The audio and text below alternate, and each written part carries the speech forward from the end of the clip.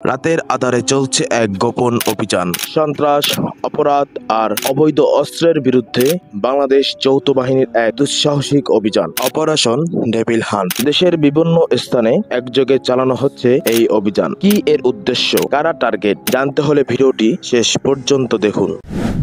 সাম্প্রতিক সময়ে দেশের বিভিন্ন এলাকায় বাড়ছিল সন্ত্রাস, মাদক চোরাচালান ও অবৈধ অস্ত্রের ব্যবহার।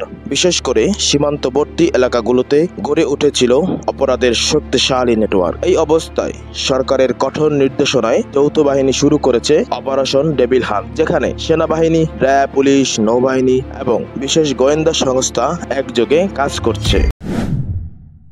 এই অভিযানের প্রধান লক্ষ্য হলো সন্ত্রাসীদের গ্রেফতার করা, অবৈধ অস্ত্র উদ্ধার করা, মাদক ও চোরাচালান চক্র ধ্বংস করা, জঙ্গি সংগঠনের গোপন আস্তানাগুলো উচ্ছেদ করা। শুধু গত এক সপ্তাহের অভিযানে উদ্ধার করা হয়েছে বিপুল পরিমাণ অস্ত্র, মাদক এবং জঙ্গিদের গোপন নথি।